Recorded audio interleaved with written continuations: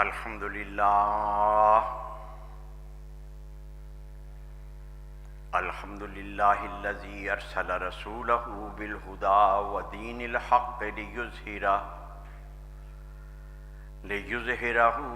علی الدین کلہ وکفی باللہ شہیدا اما بعد فاعوذ باللہ من الشیطان الرجیم بسم اللہ الرحمن الرحیم ان اللہ یامر بالعدل والإحسان وإیتاء ذی القربى وینہی عن الفحشاء والمنکر والبغی یعظکم لعلکم تذکرون۔ وقال اللہ فی مقام آخر الذین هم فی صلاتهم خاشعون والذین هم لأماناتهم وعہدهم راعون۔ آمنت باللہ صدق اللہ مولانا العظیم وبلغنا رسولہ النبی الکریم الامین وَنَحْنُ عَلَى ذَلِكَ لَمِنَ الشَّاهِدِينَ وَالشَّاكِرِينَ وَالْحَمْدُ لِلَّهِ رَبِّ الْعَالَمِينَ۔ فقد قال اللہ تبارک وتعالی فی شان نبیہ وحبیبہ مخبرا وآمرا ان اللہ وملائکتہ یصلون علی النبی یا ایہا الذین آمنوا صلوا علیہ وسلموا تسلیما۔ اللہم صلی علی سیدنا و مولانا محمد وعلی آل سیدنا و مولانا محمد واصحاب سیدنا و مولانا محمد وبارک وسلم صلی علیہ۔ اللہ رب العزت جل وعلا کی حمد و ثناء اور اس کے حبیب پاک صلی اللہ علیہ وسلم کی بارگاہ میں ہدیہ صلاۃ و سلام پیش کرنے کے بعد قرآن کریم کے دو مقامات سے چند کلمات طیبات آپ کے سامنے تلاوت کیے گئے۔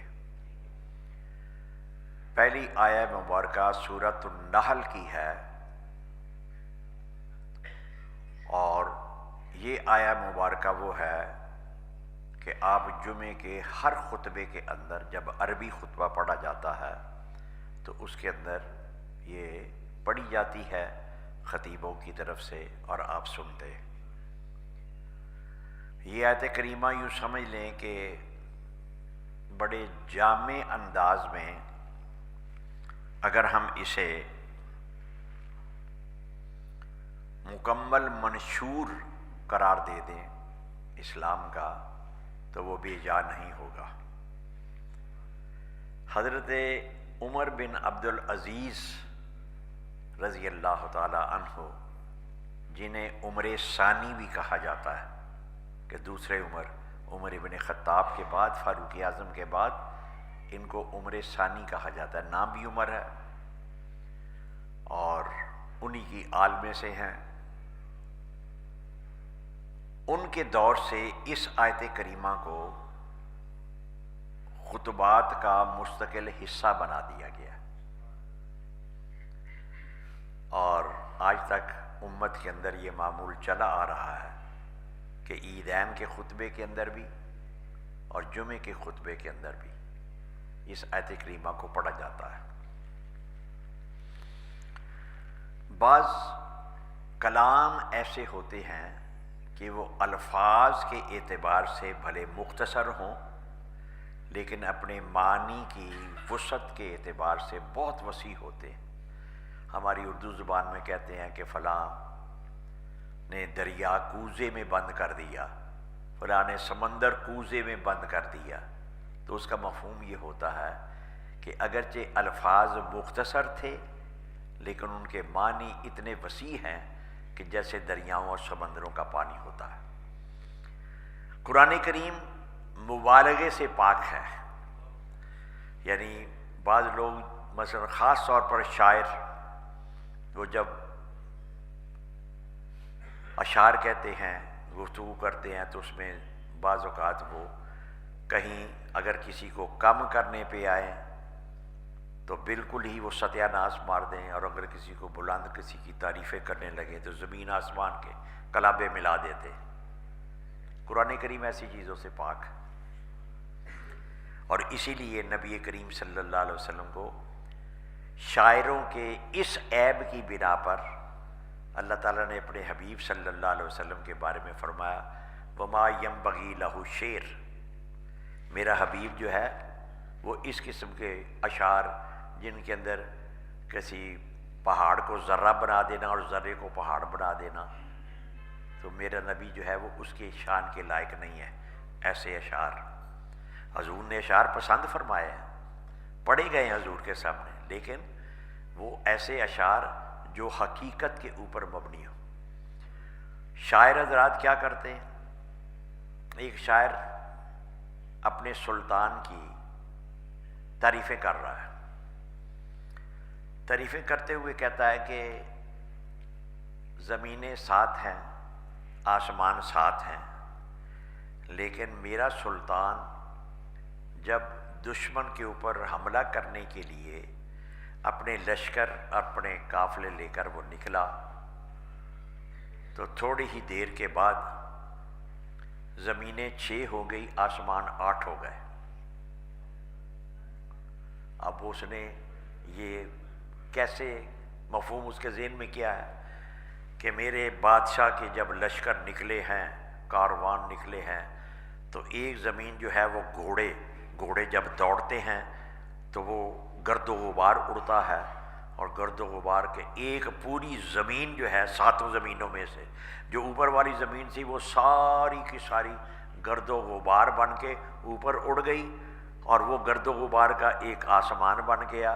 زمینیں 6 رہ گئیں، آسمان 8 ہو گئے. آپ نے غور کیا؟ یعنی اس اللہ کے بندے نے اتنی اس حد تک مبالغہ کہ زمینیں ہی ایک پوری کی پوری زمین ہی اس کے گھوڑوں کے ٹاپوں کے گرد و غبار بن کے اڑ گئے. وہ گرد و غبار 8واں آسمان. یہ اس قسم کے وہ اشعار اور دوسرا تیسرا سلسلہ ہوتا ہے. قرآن کریم اللہ کا کلام ہے، اس کے اندر حشو و زوائد کمی کرنے بیشی کرنا نہ. ذالک الکتاب لا ریب فیہ، یہ وہ کتاب ہے، الف لام میم، ذالک الکتاب لا ریب فیہ، یہ وہ کتاب ہے کہ جس کے اندر کوئی کچی بات ہے ہی نہیں، کوئی شک والی بات ہے ہی نہیں. اللہ کا کلام ہے. ومن اصدق من اللہ قیلا، اللہ کی بات سے زیادہ سچی بات کس کی ہو سکتی ہے؟ تو وہ سچا کلام ہے، سچا کلام. جیسے اللہ کا یہ کلام جو ہے وہ ہر قسم کی حشو و زوائد اور اس قسم کی عیبوں سے پاک ہے، ایسے ہی اللہ کے حبیب کا کلام جو ہے وہ بھی انہی صفات سے متصف. حضور کا کلام وہ بھی رب نے قرآن کریم میں فرما دیا وما ينطق عن الهوى ان هو الا وحی یوحی. میرا نبی جو ہے وہ اپنی خواہش سے نہیں بولتا، وہ تو اللہ کی طرف سے جو کچھ وحی کی جاتی ہے وہ بولتا ہے.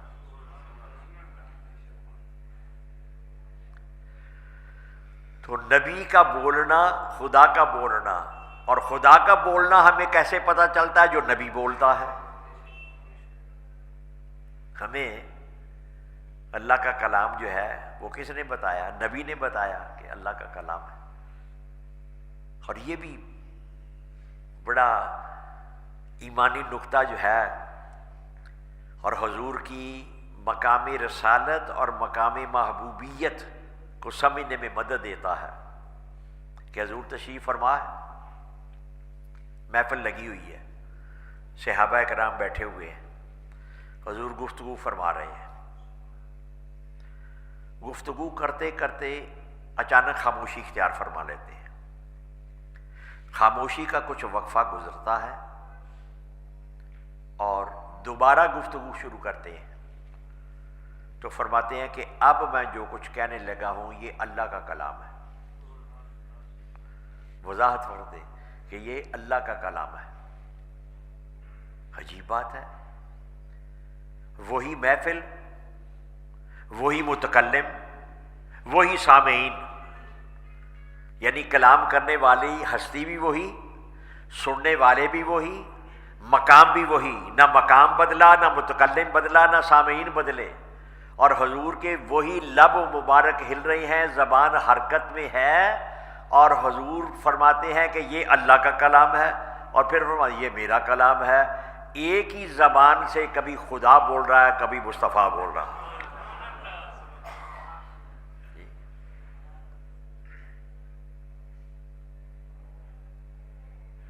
وہ دہن منہ کو کہتے ہیں، وہ دہن جس کی ہر بات وحی خدا،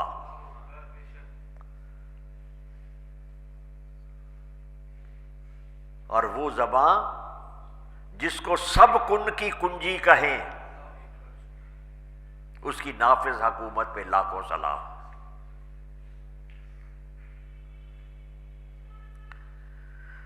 تو اللہ کا کلام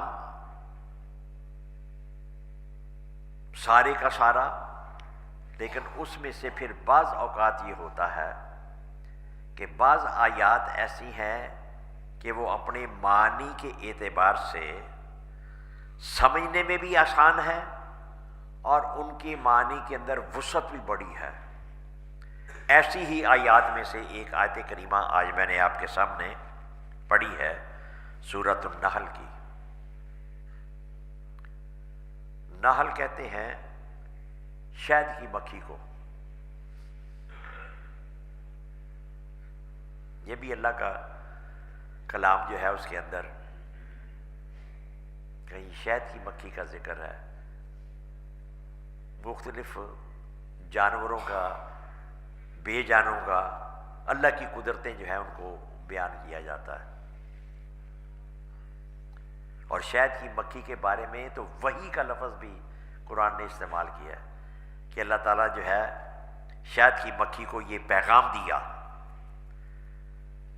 اسے ہدایت دی، کیا کہ تو جا پرواز کر اور مختلف پھول جو ہیں وہاں سے جا کر مٹھاس کو اکٹھا کر، اور مٹھاس کو اکٹھا کر کے تو پھر اس کو ایسا شہد اس سے تیار ہوتا ہے، ایسا شہد کہ جس کے اندر رب فرماتا ہے وَفِيهِ شِفَاءٌ لِلنَّاسِ، اس کے اندر لوگوں کے لیے شفا ہے.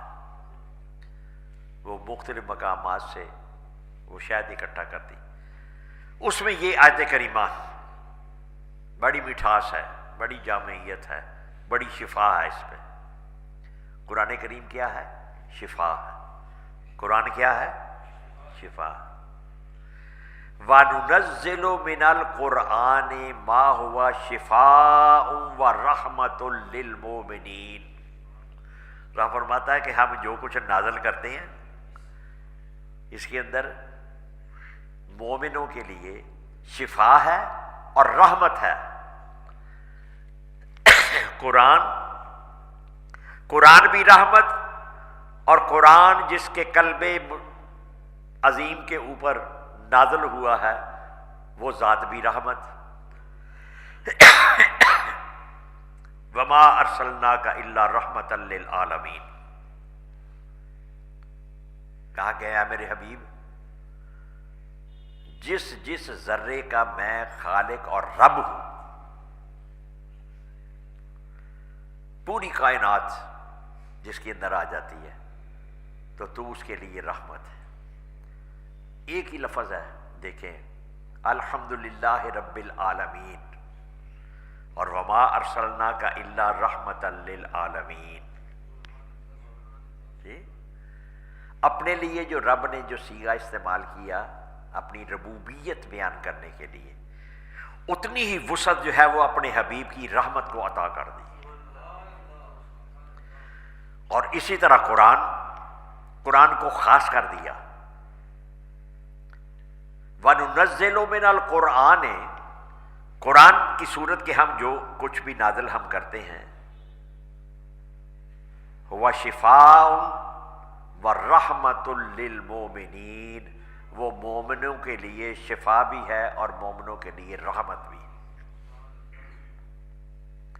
وہ رحمت بھرا اللہ کا کلام، اپنے اس کلام کے ذریعے اللہ تعالی ہمیں نظام حیات عطا کرتا ہے، زندگی کا نظام، کہ تم نے زندگی، میں نے جو تمہیں زندگی دی ہے، وہ زندگی کا مقصد بتایا جاتا ہے، مقصد حیات بتایا جاتا ہے، زندگی کا مقصد کیا ہے، پھر زندگی گزارنے کا طریقہ اور سلیقہ بتایا جاتا ہے، پھر اس کے آداب، اخلاق، معاملات، جس رنگ کے اندر جو انسانی ذہنی ضرورت ہے، جسمانی ضرورت ہے، اس کو زندگی گزارنے کے لیے مختلف شعبہ حیات کے جہاں جہاں بھی واسطہ ہے انسان کا، فکری زندگی سے، اعتقادی زندگی سے، عملی زندگی سے، اخلاقی زندگی سے، سیاسی زندگی سے، گھریلو زندگی سے، تربیت اولاد کے حوالے سے، خوشی کا کیسے منانی ہے، اور غم اگر آ جائے تو کیا کرنا ہے، کوئی گوشہ ایسا نہیں انسانی حیات کا جس کے بارے کے اندر قرآن کریم ہمیں ہدایت نہ دیتا ہو۔ ولا رطب ولا یابس الا فی کتاب مبین، کوئی تر چیز ایسی نہیں، کوئی خشک چیز ایسی نہیں جس کا ذکر قرآن میں موجود نہ ہو۔ ولا اصغر ولا اکبر الا فی کتاب مستتر، کوئی چھوٹی چیز ایسی نہیں، کوئی بڑی چیز ایسی نہیں جسے قرآن کے اندر لکھ نہ دیا گیا۔ البتہ ایک بات ہے، اسے حضرت علی رضی اللہ تعالیٰ عنہ نے بڑے خوبصورت انداز میں سمجھایا۔ وہ فرماتے ہیں جمیع العلم فی القرآن لیکن تکاثر عنہ افہام الرجال، سارے کے سارے علوم جو ہیں وہ قرآن میں موجود ہیں، البتہ لوگوں کی عقلیں جو ہیں سارے علوم سمجھنے سے قاصر رہ جاتی، ہر ایک کے حصے کے اندر اتنا علم نہیں آتا کہ وہ سارے کا سارے جو ہے اس کے احکام اور حکمتیں جو ہیں وہ سمجھ، جتنا کسی کا مقدر ہوتا ہے، لیکن ضابطے ہر ایک کے لیے موجود ہیں، عوام کے لیے، خواص کے لیے، حکمرانوں کے لیے، رعایا کے لیے، مزدور کے لیے، مالک کے لیے، ملازم کے لیے اور افسر کے لیے، کوئی ایسا گوشہ نہیں، کوئی ایسا شعبہ نہیں جس کے بارے میں رہنمائی موجود نہ ہو۔ اب اس آیت کریمہ کا ترجمہ سنیں۔ کہا ان اللہ یامر بالعدل والاحسان، اللہ تعالیٰ تمہیں انصاف کا حکم دیتا ہے اور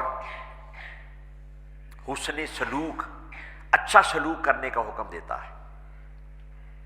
آگے اس کی تشریحات چند اشارات عرض کر رہا ہوں۔ ایک تو عدل کے لفظی معنی تو ہوتے ہیں برابر برابر تقسیم کا دینا، لیکن اس کا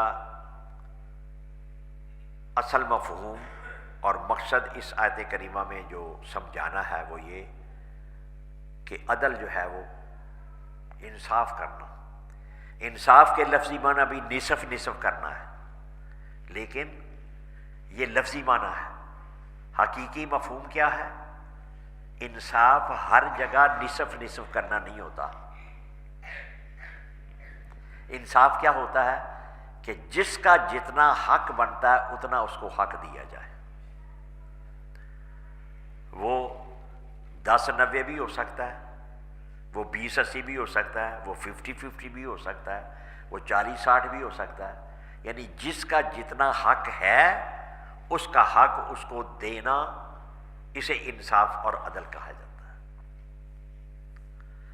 یا جس مقصد کے لیے کوئی چیز بنائی گئی ہے اسی مقصد کے مطابق اسے استعمال کرنا۔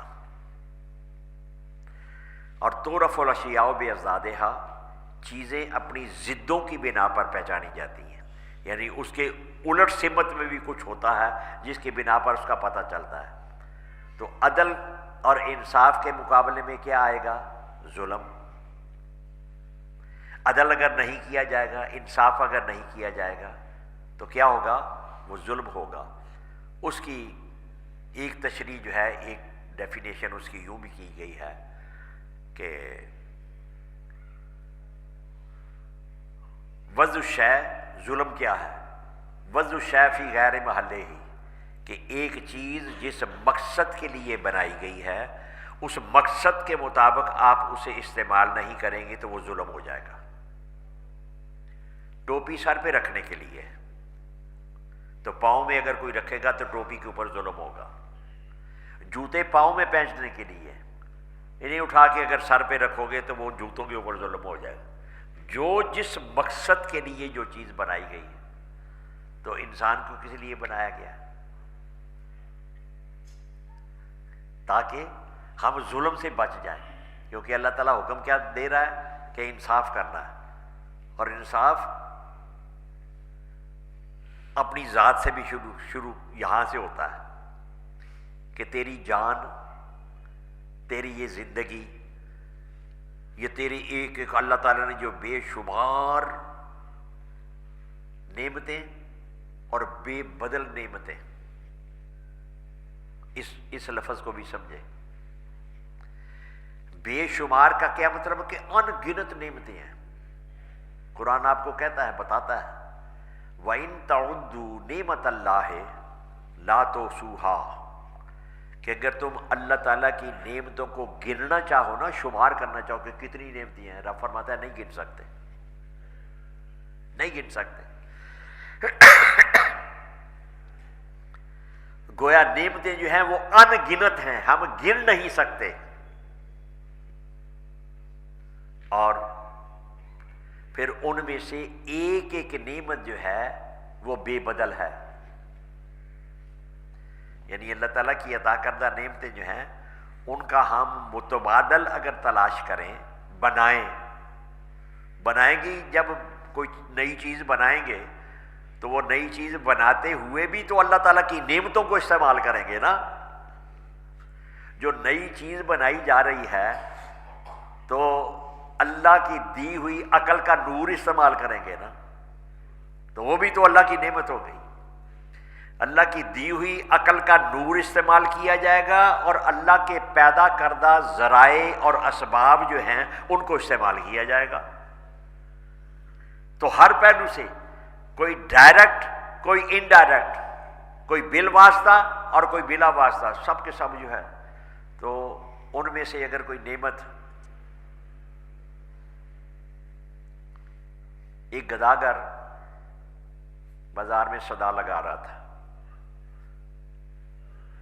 میرے پاس کچھ نہیں ہے، مجھے کچھ اللہ واسطے دو. پاس سے ایک درویش جو ہے وہ گزرا جا رہا تھا، تو اسے ٹوک دیا گداگر کو. انہوں نے کہا جھوٹ بول رہے ہو، تیرے پاس کچھ نہیں ہے، تو لکھ پتی ہے. وہ گداگر نے ظاہر بات ہے کہ غسیلی نظروں سے دیکھا ہوگا، تو اس نے سوچا کہ میں بجائے اس کے کہ اس کے ساتھ الجھوں، وہ چند قدم اور آگے چل کے کہ یہ پتہ نہیں کون پاگل مجھے ٹکر گیا صبح صبح، آگے چند قدم اور آگے بڑھ کے پھر وہی صدا لگائی، میں غریب ہوں، میرے پاس کچھ نہیں ہے، مجھے اللہ کے راستے میں کچھ دو. وہ درویش پھر پیچھے پہنچ گیا اور کہا کیوں جھوٹ بولتے ہو کہ تیرے پاس کچھ نہیں ہے، لکھ پتی ہو، میں جانتا ہوں. انہوں نے پھر نظر انداز کیا، اور آگے جا کے تیسری صدا، پھر وہی. تو وہ آخر وہ گداگر جو ہے وہ تنگ آ کر بول پڑتا ہے کہ جا بابا کتوں سویرے سویرے میرے متھے لگ گئے ہیں. ہاں، وہ عام طور سے ایک لفظ استعمال کرتے ہیں ساڑی پہ، اور میں تو ہالی بونی بھی نہیں کی تھی جی، اندی بونی نہیں ہوئی. تو درویش جو ہے وہ تلا ہوا تھا، اس کو کچھ سبق دینے، کچھ ٹیوننگ کرنی تھی. پھر اس نے سردار لگا، ان کا تم جھوٹ بولتے ہو۔ وہ غصے سے آگے اس نے جب جواب دیا، ان کا اچھا تیرے پاس کچھ نہیں ہے تو یوں کرو کہ میں تمہیں 10,000 روپے دیتا ہوں، اپنا ایک ہاتھ کاٹ کے مجھے دے دو۔ میں کیسے دے دوں بھی 10,000 روپے میں تمہیں اپنا ہاتھ کاٹ کر؟ ان کا اچھا 50,000 روپے دیتا ہوں، ایک بازو کاٹ کے مجھے دے دو۔ درویش جو ہے وہ قیمت بڑھاتا گیا، 10 لاکھ روپے دیتا ہوں، دونوں آنکھیں نکال کے مجھے دے دو۔ ان کے جا بابا کہ میں جا تو میں رہا ہوں، لیکن تجھے یہ سمجھانا تھا کہ ناشکرا نہ بن، اللہ کا شکر ادا کر، یہ مت کہہ کہ میرے پاس کچھ نہیں ہے، ویسے بتا کہ بھی میں میری ضرورت جو ہے، میں کوئی ضرورت مند ہوں، میری ضرورت جو ہے وہ کوئی اللہ پاک نے اسباب بنائے ہیں، تو جھوٹ نہ بول، تو لاکھ پتی بھی نہیں بلکہ تو کروڑ پتی ہے۔ اب تو سائنس کے ترقی یافتہ دور میں ہم زندگی بسر کر رہے ہیں نا۔ سادہ سی بات، اپنے اندر غور کریں تو مختلف اعضاء ہیں، سر سے لے کر پاؤں تک۔ ایسی سائنس نے ترقی کر لی ہے کہ مختلف مصنوعی اعضاء بن گئے ہیں۔ اب گھٹنے بھی بن گئے ہیں، ٹانگیں بن گئی، ہاتھ بن گئے، ہارٹ بن گیا، یعنی ہارٹ جو ہے وہ مصنوعی جو ہے وہ بن چکا۔ لیکن جو بات سمجھنے کی ہے، جملہ وہ سمجھا رہا تھا کہ اللہ کی نعمتیں بے شمار ان گنت بھی ہیں اور بے بدل بھی ہیں۔ ان کا بدل جو ہے وہ اللہ کی عطا کردہ نعمت کا، لاکھوں بال، یہ رونگٹے ہمارے جسم پر موجود ہیں، لاکھوں کی تعداد میں۔ ذرا سا ایک رونگٹا جو ہے وہ پکڑ کر کھینچے تو وہ سینسیٹیوٹی جو ہے وہ، یعنی وہ محسوس ہوگا تھوڑی سی۔ اس ایک بال کو اکھاڑ کے سائنسدانوں کو پکڑا دے کہ لاؤ بھائی اس کا بدل پیدا کر کے دکھاؤ۔ بن چکے ہیں ریشے، نائلن کے باریک سے باریک ریشے، بال بن چکے ہیں، لیکن جسے کہتے ہیں پرفیکٹ سبسٹیچیوٹ، مکمل بدل، وہ جو ایک ایک رونگٹے کے اندر زندگی، روح کا جو ایک موجود ہے احساس، وہ اس کے اندر کہاں سے پیدا کریں گے؟ تو گویا یہ جو اللہ تعالیٰ نے ان گنت رونگٹے، بال جو ہیں وہ ہمارے جسم کے اوپر ہمیں عطا فرمائے اپنی حکمت اور قدرت کے مطابق، اس ایک بال کا سبسٹیچیوٹ بدل مکمل نہیں ہو سکتا، چاہے جائے کہ سارے۔ تو اس وقت کیا میں عرض کر رہا ہوں؟ دو چیزیں۔ وَإِن تَعُدُّوا نِعْمَتَ اللَّهِ، اگر تم اللہ کی نعمتوں کو گننا چاہو، لا تحصوها، تم انہیں گن نہیں سکتے۔ اور وہ جو ایک ہی صورت کے اندر بار بار اللہ تعالیٰ نے وہ آیت جو ہے وہ بڑے وارننگ سینٹنس، فَبِأَيِّ آلَاءِ رَبِّكُمَا تُكَذِّبَانِ، اے جنوں اور انسانوں اللہ تعالیٰ کی کس کس نعمت کو جھٹلاؤ گے؟ وہ بھی یہی توجہ دلانا مقصود ہے کہ اللہ تعالیٰ، اور پھر اس کا کرم اور دیکھیں، کہا وَإِن شَكَرْتُمْ لَأَزِيدَنَّكُمْ، اگر تم شکر گزار بن جاؤ گے تو میں تمہاری نعمتوں کے اندر اضافہ کر دوں گا، اور وَلَئِن كَفَرْتُمْ، اور اگر تم نے کفران نعمت کا رویہ اختیار کر لیا، ناشکرے ہو گئے، ان عذابی لشدید، پھر میرا عذاب اور میری پکڑ جو ہے وہ بڑی سخت ہے۔ وہ ہمیں اس کا احساس نہ ہو، غفلت اس حد تک بڑھ چکی ہو، اس حد تک بڑھ چکی ہو کہ ہمیں پتہ ہی نہ چل رہا ہو، وہ ایک الگ بات ہے۔ لیکن اللہ تعالیٰ کے بنائے ہوئے احکام اور حکمتوں کے مطابق جب زندگی بسر کریں گے تو آپ کے وہ جو ایک اطمینان کی کیفیت ہے وہ صرف اس صورت میں ہو سکتی ہے۔ وہ قرآن کریم کی وہ جو ایک آیہ مبارکہ، اس کا وسیع تر مفہوم ایسا ہے، الا، خبردار، چوکنے ہو کر، پورے ہوش حواس قائم کر کے اس بات کو سمجھو اور اس کو پلے باندھ لو.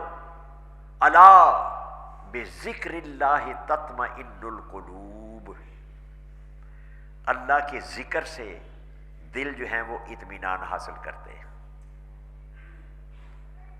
اطمینان ایک ایسی نعمت ہے کہ جو ہر کوئی شخص اس کا متمنی ہوتا ہے کہ مجھے قلبی اطمینان جو ہے وہ مل جائے. بعض لوگ یہ سمجھتے ہیں کہ دولت زیادہ آ جائے گی تو اطمینان حاصل ہو جائے گا، عہدہ بڑا مل جائے گا، یا عہدہ پہلے ایک تھا تو اب متعدد عہدے اور جو ہیں وہ مل جائیں تو پھر اطمینان ہو جائے گا. یہ استسقاء کی بیماری ہوتی ہے. طبی اصطلاحات کے اندر ایک بیماری ہے جس کا نام ہے استسقاء. استسقاء کا معنی ہے پانی طلب کرنا. وہ مریض جس کو مرض استسقاء لگ جائے وہ پانی مانگتا ہے، پانی پی رہا ہے، پیتا جا رہا ہے، پیٹ بھر رہا ہے بلکہ پھول رہا ہے، حلق جو ہے اس میں سے پیاس نہیں جاتی. اس کو کہتے ہیں استسقاء کی بیماری. وہ پانی مانگتا جاتا ہے حتیٰ کہ پیٹ پھٹ جائے لیکن اس کی پیاس نہیں بجھتی. اہل اللہ یہ بتاتے ہیں کہ جو ناشکرے لوگ ہوتے ہیں، ناشکرے، لالچ، الہاکم التکاثر حتی زرتم المقابر، تم قبروں میں پہنچنے کے قریب ہو جاتے ہو، لیکن وہ جو کثرت، زیادہ سے زیادہ دولت، مال، یہ فلاں شہرت اس کے حاصل کرنے کی، وہ تمہیں سے ختم نہیں ہوتی. اللہ تعالیٰ نے اس کو ہماری ہدایت کے لیے، اتباع کے لیے، اور پھر یا ایھا الذین آمنوا، اے ایمان والو، اے ایمان کا دعویٰ کرنے والو، اپنے آپ کو مسلمان اور مومن سمجھنے والو، لا تلہکم اموالکم ولا اولادکم عن ذکر اللہ، تمہارے مال اور تمہاری اولادیں، ان کی خواہشات اور ان کی جو تمہاری ذہن کے اندر خاکے بنے ہوئے ہیں، تو یہ کہیں تمہیں اللہ کی یاد سے، اللہ کے ذکر سے غافل نہ کر دیں. اللہ کے ذکر سے مراد کیا ہے؟ بڑا وسیع مفہوم. ہم یہ سمجھتے ہیں کہ کوئی اللہ اللہ کر لینا، کوئی نفل پڑھ لینا، کوئی تسبیح پڑھ لینا، یہ ذکر ہے. یہ ذکر ہے، لیکن یہ ہی ذکر نہیں، یہ بھی ذکر ہے. ذکر کا مفہوم بڑا ہے، وسیع. وہ کیا ہے؟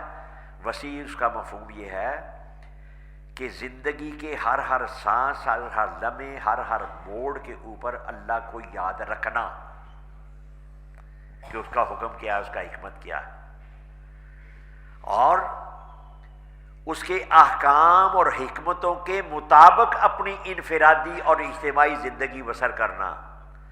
تو رب فرماتا ہے کہ جب تم میرے احکام اور حکمتوں کو اپنا لو گے اپنی اعتقادی، فکری اور عملی زندگی کے اندر، تو تمہارے دل مطمئن ہو جائیں گے، اطمینان، سکون مل جائے گا. کیا ہم اللہ کے احکام اور حکمتوں کو اپنی انفرادی یا اجتماعی زندگی، ریاستی زندگی، نام تو ہم نے رکھ لیا اسلامی جمہوریہ پاکستان، اور اب لابیز لگی ہوئی ہیں کنٹینیوسلی، بڑے تسلسل کے ساتھ لگے ہوئے ہیں لوگ. اور آپ کے وزیر اعظم نے بھی پچھلے 10 دن پہلے آپ نے وہ پڑھا ہوگا کہ لبرل اسٹیٹ بنانی ہے. کیا مطلب لبرل کا؟ یہ مادر پدر آزادی، اللہ اور اس کے رسول کے احکام کیا ہیں، نافذ کرو، تمہارے اوپر فرض ہے. قرآن کریم کا واضح ارشادات جو ہے وہ موجود ہیں. امکناہم فی الارض اقاموا الصلاۃ وآتوا الزکوٰۃ. رب فرماتا ہے کہ ہم جن کو مومنین کو تمکن فی الارض اپنی زمین کے اوپر اقتدار اور حکومت دیتے ہیں تو اہل ایمان کا اجتماعی فریضہ جو ہوتا ہے سب سے پہلے اقاموا الصلاۃ، صلاۃ کا نظام قائم کریں، وآتوا الزکوٰۃ، زکوٰۃ کا نظام قائم کریں. صلاۃ کا نظام اگر قائم ہو ریاستی سطح کے اوپر، وہ ایک درمیان میں ایک انٹرم پیریڈ ایسا آیا تھا وہ جنرل ضیاء الحق مرحوم کے دور کے اندر، تو آپ کو یاد ہوگا کہ سارے دفتروں کے اندر وہ چٹائیاں بھی آ گئیں، ٹوپیاں آ گئیں، نماز زور ورکنگ آورز کے اندر زور کی نماز جو ہے وہ باجماعت جو ہے وہ ہر دفتر کے اندر شروع ہو گئی تھی. ایک ماحول بنتا ہے. اور جب آپ نظام صلاۃ کو صرف یہ سمجھ لینا کہ یہ صرف ایک پوجا پاٹ یا عبادت کا ایک نہیں، اس کا بڑا وسیع، اس کو اپلائی کریں ذرا، کیسے کیسے اسباق اس کے اندر، وہ اللہ کی عبادت اور مخلوق کے ساتھ ایک سماجی اور معاشرتی پاکیزہ نظام جو ہے وہ کیسے وجود میں آتا ہے. غریب آدمی پہلے آ گیا، وہ پہلی صف میں کھڑا. کوئی امیر کبیر بعد میں آیا ہے، وہ پچھلی صف میں ہوگا. مساوات. کیسی مساوات؟ کہ جب سجدے کے اندر پہنچے غریب آگے ہے، امیر کبیر دولت والا وڈیرا جو ہے وہ پچھلی صف میں ہے، اس کا سر جو ہے اس کے پاؤں کے اندر پڑا ہوگا. عبادت وہ یہ اللہ کی کر رہا ہے، لیکن وہ جو غرور اور تکبر کے کیڑے ہوتے ہیں وہ مرتے ہیں کہ نہیں مرتے؟ پھر ہم باجماعت نماز جب پڑھ رہے ہیں تو ہمیں پتہ چلتا ہے کہ یار ہمارے کتنے دن ہو گئے ہیں، کتنی نمازیں گزر گئی ہیں، وہ فلاں بھائی آج نظر نہیں آ رہا ہمیں کئی دنوں سے، تو چلو چل کر اس کا پتہ لیں، اس کی خیر خیریت پوچھیں، کہیں بیمار تو نہیں ہے، اس کی عیادت کریں، کوئی ضرورت تو نہیں ہے اس کی. یہ اب سماجی اور معاشرتی اصلاح ہو رہی ہے. اعلیٰ حاصل کے اس میں یہ مضمون الگ ہے. تو بات یہ عرض کر رہا ہوں کہ اسلام کا نظام رحمت، امکناہم فی الارض، جب ہم زمین کے اندر کسی کو تمکن، اقتدار، حکومت، اختیار دیتے ہیں تو اس کی بنیادی اور اولین ذمہ داریاں یہ ہیں اقاموا الصلاۃ وآتوا الزکوٰۃ، نماز کا نظام جو ہے وہ قائم کریں. صلاۃ کا اور زکوٰۃ کا نظام، صرف ایک زکوٰۃ کا نظام دیانتداری کے ساتھ، عدل و انصاف کے ساتھ اگر رائج کر دیا جائے تو آپ کی ریاست کے اندر کوئی غریب باقی نہیں رہے گا. نظام ایسا ہے، اس نظام کی برکتیں ایسی ہیں. میں نے ابتدا میں یہ عرض کیا کہ یہ آیت کریمہ جو آج میں نے پڑھی ہے یہ حضرت عمر بن عبدالعزیز رضی اللہ تعالیٰ عنہ کے دور کے اندر اسے خطبات کا مستقل حصہ بنا دیا گیا. ہر خطبے کے اندر ہم یہ آیت پڑھتے ہیں، ان اللہ یامر بالعدل والاحسان. اللہ تعالیٰ عدل کا حکم دیتا ہے، انصاف کا حکم دیتا ہے. عدل کا مطلب جس کا جتنا حق بنتا ہے اس کو دیا جائے. بنیادی ضروریات زندگی کو پورا کرنا یہ ریاست کے حکمرانوں کا فرض اولین ہے. اور یہ تو آپ سب کو یاد ہوگا اور یاد رہنا چاہیے. اس نقطہ، یہ ایمانی نقطہ اور سیاسی نقطہ بھی ہے، ایمانی بھی ہے اور سماجی بھی ہے، معاشرتی بھی ہے. اور خوف خدا کا اس کے کہ سیدنا فاروق اعظم رضی اللہ تعالیٰ کا یہ فرمانا کہ اگر مختلف روایات کے اندر مختلف الفاظ ہیں کہ اگر فرات کے کنارے کوئی بکری کا بچہ، کوئی کتا، کوئی جانور میرے دور حکومت کے اندر اگر بھوکا مر گیا تو میں ڈرتا ہوں کہ اللہ تعالیٰ مجھ سے یہ پوچھے گا، میرا محاسبہ کرے گا کہ بتا عمر تیرے دور حکومت کے اندر یہ جانور بھوکا کیوں مر گئے۔ آج تو انسان اور ہمارے میاں صاحب چلے ہیں اس کو لبرل سٹیٹ۔ یہ لبرل کیا ہے؟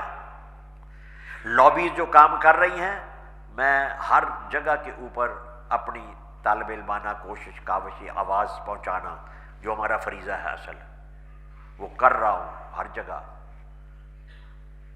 کہ یہ لابیز لگی ہوئی ہیں۔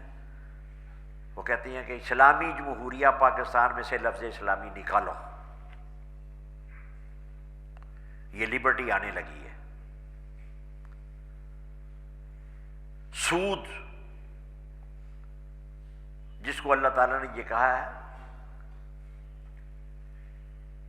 کہ سود لینے دینے والے کرنے والے، اس کو اپنا معمول بنانے والے، فاذنوا بحرب من اللہ ورسولہ، اللہ اور اس کے رسول کے ساتھ جنگ کرنے کے لیے تیار ہو جائیں۔ انہوں نے جنگ روا رکھی ہوئی ہے۔ گردش زر کا ظالمانہ نظام جو ہے وہ مسلط ہے ہمارے اوپر۔ دیکھیں یہ آپ جسم کے اندر، ہم بعض اوقات ایک صورتحال کو دیکھ کر ہم اس کے اوپر اس کو یوں بیان کرتے ہیں کہ فلانے کا بازو جو ہے وہ مر گیا ہے، وہ بازو لٹک گیا ہے، اس کی حرکت، اس کی زندگی جو ہے وہ معطل ہو گئی۔ وہ کیسے مرا ہے؟ گردش زر کا نظام سمجھانے لگا۔ قرآن کریم نے کہا کہ لا دولۃ بین اغنیائکم، کہ دولت جو ہے وہ تمہارے صرف دولت مندوں کے اندر اوپر گردش نہ کرتی رہے، اس کے اثرات فوائد نیچے تک جانے چاہیے۔ سارے اعضاء جو ہیں ان میں سے ہر عضو کو خون کے قطروں کی ضرورت ہے، اس میں کمی بیشی ہے۔ کسی عضو، یہ چھوٹی انگلی ہے، اس کے اندر 8-10 قطرے کافی ہیں، اس سے بڑی ہے اس کے 12-14 قطرے چاہیے، اس سے بڑی، اس سے جتنے قطرے کسی عضو کو ضروری ہیں وہ اس کو ملیں گے تو وہ صحت مند رہے گا، وگرنہ وہ مر جائے گا۔ بازو مر گیا کیا مطلب؟ ایسا فالج کا اٹیک ہوا کہ اس کو جتنا خون ملنا چاہیے تھا وہ نہیں ملا، وہ مر گیا، لٹک گیا۔ جسم کے ساتھ جڑا ہوا موجود ہے، یعنی وجود اس کا قائم ہے، زندگی اس کی ختم ہو گئی۔ نبی صلی اللہ علیہ وسلم کی بیان کردہ بہت خوبصورت وہ مثال جو ہے وہ اسی کو سمجھا دیجیے۔ آج کے خطبے کا آخری حصہ وہ فرماتے ہیں کہ ایک سمندر کے اندر ایک جہاز یا کشتی 2 منزلہ جو ہے وہ جا رہی ہے، مسافر بیٹھے ہوئے ہیں، کچھ بالائی منزل پہ، کچھ نچلی منزل پہ۔ جو کھانے پینے کا سامان رسد ہے، جو کھانے پینے کی خوراک وغیرہ جو کچھ بھی ہے وہ اوپر والی منزل میں پڑا ہوا ہے۔ حضرت فرماتے ہیں کہ جب کھانے کا وقت آئے تو وہ کھانا صرف اوپر والوں کے اندر تقسیم نہ کرنا، نیچے والوں کو بھی پہنچانا ہے۔ اگر تم نے نہ پہنچایا تو اس کا نتیجہ پھر بالآخر کیا نکلے گا؟ مرتا کیا نہ کرتا، وہ بھوک سے جب مجبور ہوں گے تو اوپر سے تو آ نہیں رہا جو آنا چاہیے تھا، تو وہ پھر نیچے جو کشتی کا پیندہ ہے اس کو توڑیں گے کہ کچھ نیچے سے کوئی پانی مل جائے، کوئی مچھلی مل جائے، کوئی کھانے والی چیز مرتا کیا نہ کرتا، بھوک جو ہے وہ مجبور کرتی ہے۔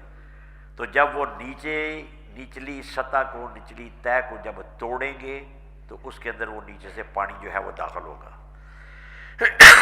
اور پانی داخل جب ہوا حد سے زیادہ کشتی، تو وہ کشتی، وہ جہاز جو ہے وہ ڈوبے گی.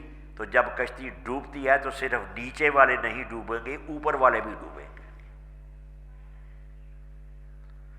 اب اس معاشی نقطۂ نظر کو سامنے رکھتے ہوئے اس آیت کریمہ کے ابتدائی حصے کو پھر سنیں.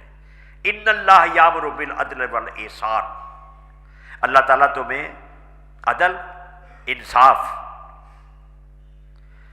والاحسان اور حسن سلوک کا حکم دیتا ہے. کیا ہمارے وڈیرے، بالا تر طبقات والے، دولت والے، مالدار، یہ سارے کے سارے، اور پھر اس اشارے کو آخر میں دہراؤں کہ یہ آیت کریمہ حضرت عمر بن عبدالعزیز کے دور کے اندر خطبے کا مستقل حصہ بنائی گئی تھی.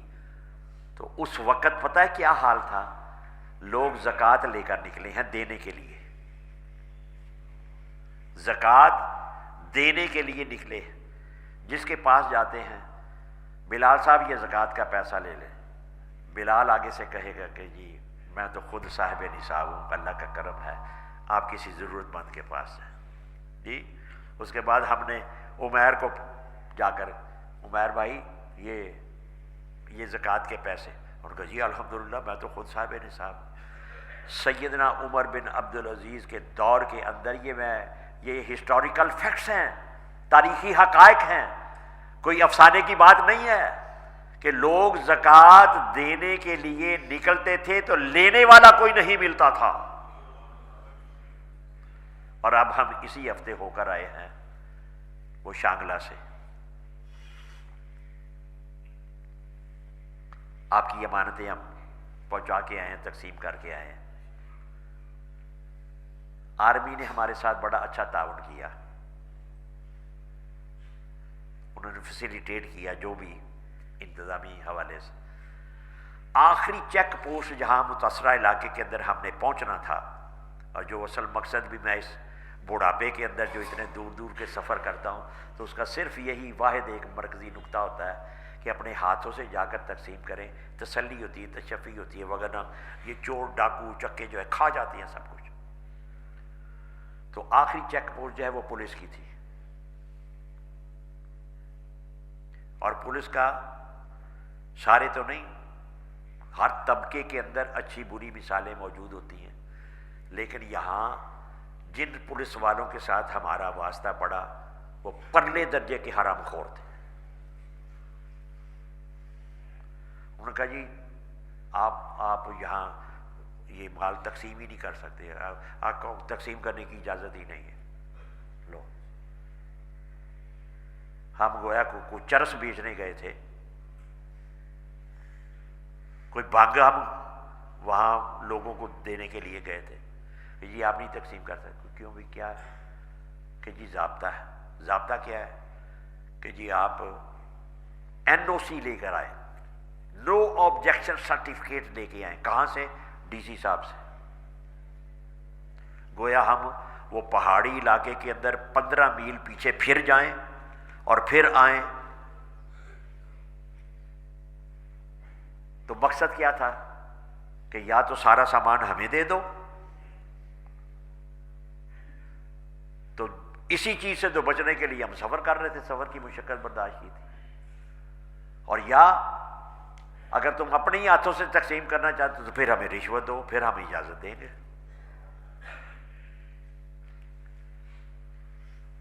اور صورتحال وہاں ایک عجیب منظر یہ بھی سامنے آیا اور عبرت کا مقام ہے. یہ لفٹ بنی ہوئی جس کے وہ جیسے وہ پتریاٹا کے اندر، مری کے اندر وہ بنی ہوئی ہے، تو پار جاتے ہیں ان سے، وہ چیئر لفٹ، اس کے اندر 6 آدمی بیٹھ سکتے ہیں. ایک طرف سے دوسری پار جائیں تو 15 روپے فی کس کرایہ ہے. وہی شخص جو اپنا کام کاج کر کے اگر واپس آتا ہے تو 15 روپے پھر اس نے دینے ہیں. اس غریب علاقے کے اندر جو گھر سے مزدوری بھی کرنے نکلا ہے تو اس کو 30 روپے تو یہ لازمن دینے پڑیں گے. ایک شخص کا مکان گرا ہوا، اس کو لاہور سے کسی نے بلڈنگ مٹیریل مکان بنانے کے لیے تعمیراتی سامان جو ہے وہ ایڈ کے طور پر پہنچا دیا، اسے دے دیا۔ اب وہ سیمنٹ، بجری، اینٹیں اس سمت میں پڑی ہوئی ہیں، جانا اس نے پار، اور پار جانے کا ذریعہ صرف وہ ہے جو میں آپ کو، وہ لفٹ چیئر، یعنی جس میں 6 آدمی بیٹھ سکتے ہیں۔ ہم گئے اس میں بیٹھ کے پار بھی گئے، پھر ادھر بھی آئے، تو وہ اس کے اندر رکھ کر کرایہ دے کر اپنا باری باری وہ سامان جو ہے وہ پار لے کر جائے گا، اور اس وقت لے کر جائے گا جب سواریاں آنے جانے والی موجود نہ ہوں، تو تبھی وہ لے جائے گا، اس کو جگہ ملے تو۔ اور جب پار پہنچ گیا تو اس سے آگے اس نے پہاڑوں کے اندر 4 میل 6 میل جہاں بھی جتنا بھی اس کا گھر ہے جہاں اس نے جانا ہے، تو وہاں پھر خچروں کے ذریعے، گدوں کے ذریعے، یعنی میں کہنا یہ چاہتا ہوں کہ ایک طرف ضرورت مند بیچارے اس قسم کے پڑے ہوئے ہیں، اور ایک طرف یہ حرام خور جو وہاں بھی اس حالت کے اندر۔ میں نے کہا تمہارے جہاں تم رہتے ہو نا اس گھر کے اندر تو اس سے بڑا زلزلہ آنا چاہیے، تمہیں شرم نہیں آتی؟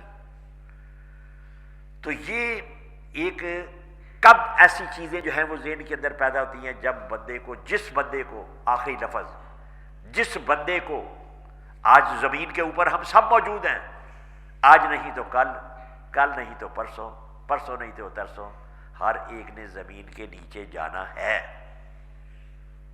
یہ تمہاری اکڑ پھو، یہ تمہاری حرام خوری، یہ تمہارے اس قسم کے جو غیر انسانی اور ظالمانہ رویے، یعنی عبرت حاصل نہیں کر رہے اس زلزلہ زدہ علاقوں کے اندر وہ سنگ دل لوگ جو ہیں۔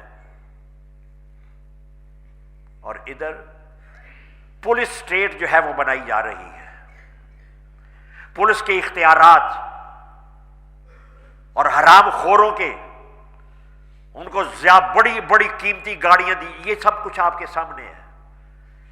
کوئی تھانہ ایسا نہیں، اب آپ بطور نمونہ بھی نہیں دکھا سکتے کہ جس کے ارد گرد انہوں نے باڑے لگا کر، دیواریں کھڑی کر کے، اوپر تاریں لگا کر، گریلیں لگا کر، وہ خود قلعوں کے اندر محفوظ ہو کر بیٹھ گئے ہیں، اور لمبی لمبی گاڑیاں جو ہیں وہ لیٹسٹ ماڈل کی، تنخواہیں کہاں سے کہاں ان کی بڑھا دی گئی، غریبوں کے بچے جو ہیں وہ۔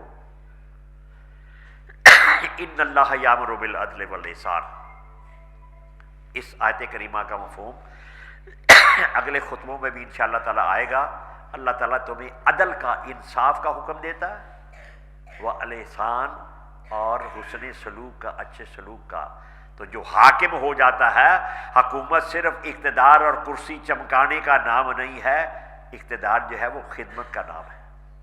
سید القوم خادمہم، جو قوم کا سردار ہے وہ قوم کا خادم ہے، خدمت کے اندر جو ہے وہ بھلائی ہوگی۔ اللہ تعالیٰ سب کو، عوام کو، خواص کو، حاکموں کو، رعایا کو صحیح سوچ اور صحیح عمل اور صحیح کردار عطا فرمائے۔